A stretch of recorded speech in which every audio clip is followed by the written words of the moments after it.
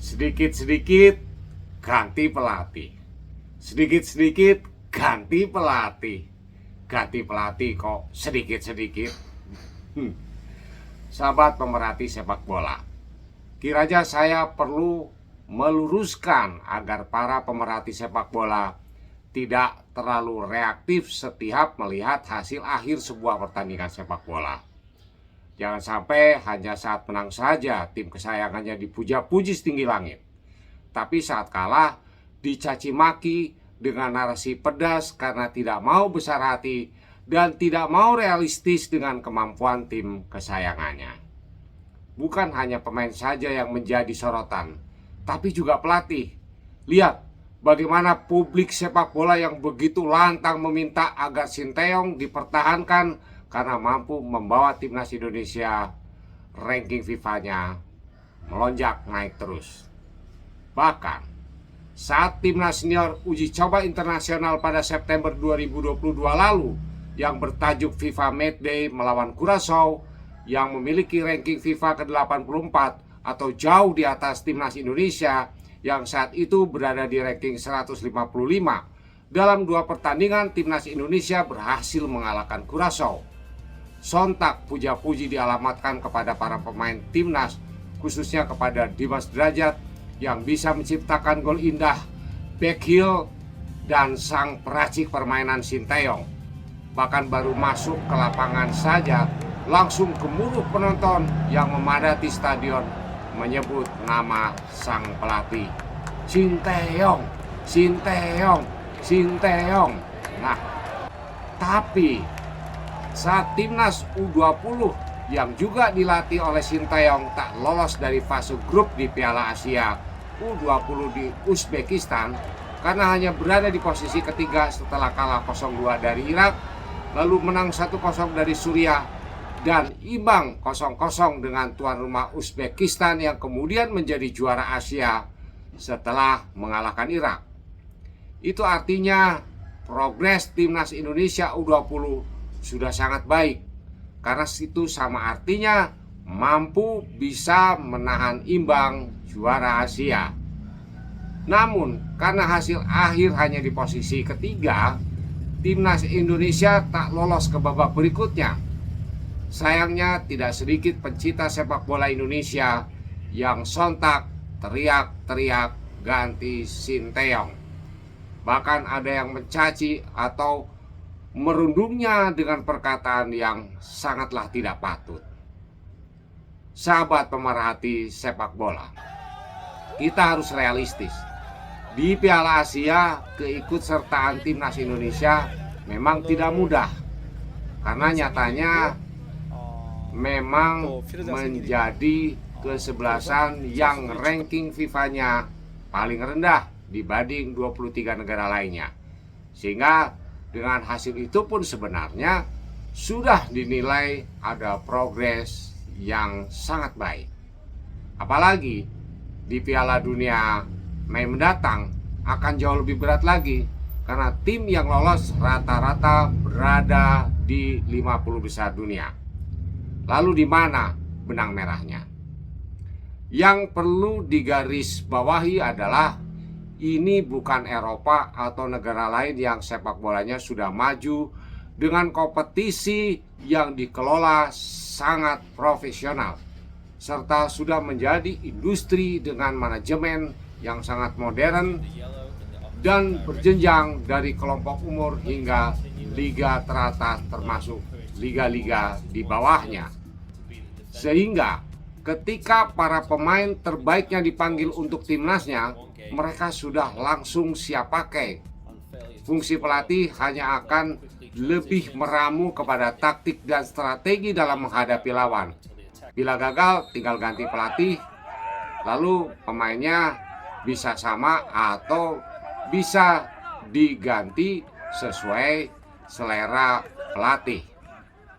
Sedangkan di Indonesia belum bisa seperti itu. Tidak semua pemain terbaiknya bisa dengan mudah menerapkan instruksi pelatih. Sehingga mengapa kemudian harus ada training center? Ya karena mereka butuh adaptasi selain membentuk chemistry dan memperbaiki hal-hal mendasar yang seharusnya tidak boleh terjadi untuk sekelas pemain nasional. Semisal seperti passing yang masih saja sering salah. Lalu kurangnya fokus pada 10 menit awal. Itu terbukti timnas senior walau menang saat lawan Curaçao, tapi selalu kemasukan gol pada 10 menit awal, baik pada babak pertama maupun pada babak kedua. Begitupun saat kualifikasi Piala Asia, walau menang 2-1 atas tuan rumah Kuwait, tapi sempat tertinggal 0-1, yang golnya pun tercipta pada menit ke-8. Yang terkini, saat timnas melawan Burundi yang juga ranking FIFA-nya 10 lebih baik atau berada di ranking 141, sedangkan timnas Indonesia berada di 151, kejadian itu terulang kembali. Walau benar pada leg pertama bisa menang 3-1, namun gol semata wayang Burundi tercipta pada 10 menit awal babak kedua. Kemudian lainnya, pemain belakang yang kadang membuat blunder, lalu komunikasi antar pemain yang kurang, kadang terlalu mudah kehilangan bola, dan kadang juga membuat pelanggaran yang tidak penting. Saat bertahan masih lebih sering melihat ke bola, tapi abai pada pergerakan lawan tanpa bola. Juga kadang kerepotan saat mengantisipasi umpan-umpan silang ke depan gawang. Satu hal yang juga menjadi problem adalah fisik pemain Indonesia yang kalah tinggi dan kalah kekar, sehingga nyaris selalu kalah bola-bola atas dan menjadi problem saat lawan memberi umpan silang ke depan gawang. Lebih dari itu, pemain kita kadang alur bolanya terhambat saat memiliki peluang, karena selalu kalah bila harus body charge. Asik menyerang, namun begitu disenggol langsung mental dan peluang pun melayang. Belum lagi kadang terganggu oleh faktor non-teknis seperti halnya mental bertanding yang kurang gigih atau jatuh duluan bila harus berhadapan dengan tim-tim besar. Ditambah stamina pemain yang menurun setelah lewat menit ke-75, sehingga kemampuan man-to-man marking yang sangat menurun hingga pemain lawan begitu leluasanya mengalirkan bola dari kaki ke kaki. Akibatnya, tak sedikit pula gol tercipta di menit-menit krusial babak kedua. Kemudian yang menjadi PR buat siapapun pelatih timnas adalah masalah movement, yakni kemampuan bergerak di lapangan dan mencari ruang, utamanya setelah berada di garis belakang pertahanan lawan yang masih lemah. Ini sangat mungkin oleh banyak faktor. Bisa jadi karena ada faktor takut meninggalkan posisi wajibnya terkait dengan transisi saat menyerang ke bertahan takut terlambat. Ini satu contoh nyata saat timnas U20 tertinggal 0-1 oleh Irak, lalu salah satu pemain Irak harus keluar karena terkena kartu merah. Seharusnya timnas Indonesia minimal bisa menyamakan kedudukan. Terlebih saat itu Irak bermain lebih bertahan dan timnas memiliki beberapa peluang. Sayang sekali, finishing touch ini pun menjadi salah satu PR bagi Sinteyong. Lalu keasikan menyerang, tiba-tiba di menit akhir Irak memiliki peluang melakukan serangan balik, dan boom, gol kedua tercipta. Jadi alih-alih menyamakan kedudukan dengan menyerang total, yang ada malah jadi kalah 0-2. Itu karena transisi dari menyerang ke bertahan yang terlambat seperti yang saya maksud tadi. Dengan kondisi semua yang disebutkan tadi, bila Indonesia mau ganti pelatih siapapun orangnya, bahkan yang terbaik di dunia sekalipun, tidak serta-merta bisa merubah seperti para pesulap yang tahu-tahu timnas Indonesia bisa mendunia.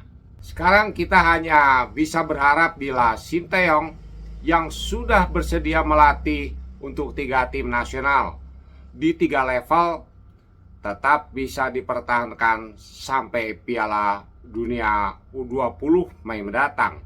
Lalu training center yang sedianya dibangun di IKN Nusantara yang dibiayai FIFA juga bisa segera dibangun. Selanjutnya, Erick Thohir bisa mereformasi total kompetisi sepak bola Indonesia menjadi industri bola yang bisa menghasilkan banyak pemain berkualitas yang siap pakai. Selanjutnya, kompetisi usia dini yang dikelola secara profesional serta PSSI harus bisa membuat standarisasi pola belajar mengajar untuk SSB, utamanya untuk teknik dasar, agar di jenjang berikutnya tidak perlu lagi harus kembali ke teknik dasar lagi. Saya Wahyu Sutono, salam olahraga dunia.